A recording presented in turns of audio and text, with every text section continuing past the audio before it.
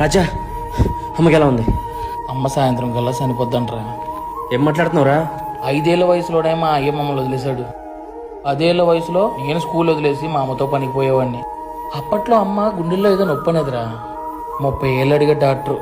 ప్రతిరోజు పని చేస్తున్నాం కానీ పూటగాడని బతుకులు. అంత డబ్బు మనం అన్ని తెస్తాంరా. ఇప్పుడు అది 30 లక్షలైంది. ఆ గవర్నమెంట్ పథకాలు ఏమి ఉంటాయంటగా, అవి కూడా అమ్మ జబ్బుకు వర్తించవంట. అమ్మ కోసం తిరుగుతూ 3 రోజుల నుంచి అన్నం తినలేదురా. అమ్మని ఎలాగో కాపాడుకోలేకపోయా.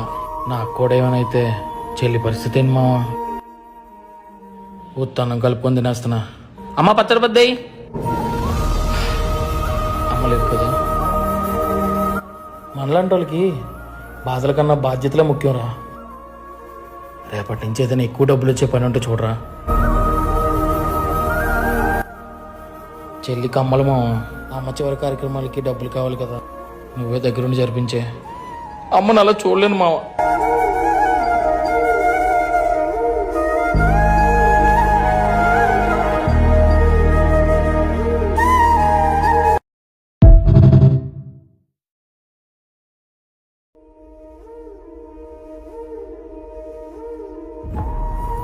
రాజా, అమ్మకి ఎలా ఉంది?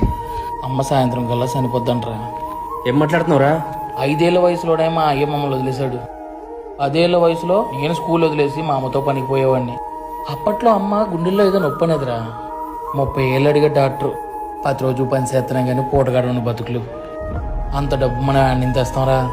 ఇప్పుడు అది 30 లక్షలైంది. ఆ గవర్నమెంట్ పథకాలు ఏమి ఉంటాయంటగా, అవి కూడా అమ్మ జబ్బుకు వర్తించవంట. అమ్మ కోసం తిరుగుతూ 3 రోజుల నుంచి అన్నం తినలేదురా. అమ్మని ఎలాగో కాపాడుకోలేకపోయా. నాకు కూడా ఏమైనా చెల్లి పరిస్థితి ఏంటి మావా?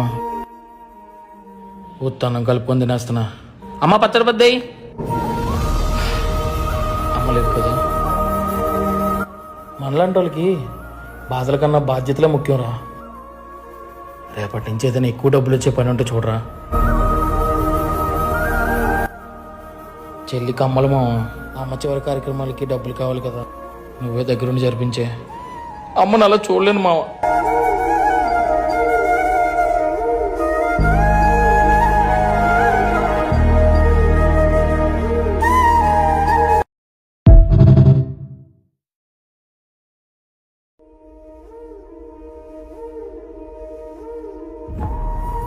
రాజా, అమ్మకి ఎలా ఉంది? అమ్మ సాయంత్రం కల్లా చనిపోద్దంట్రా. ఏం మాట్లాడుతున్నావురా? 5 ఏళ్ల వయసులోనే మా అయ్య మమ్మల్ని వదిలేశాడు.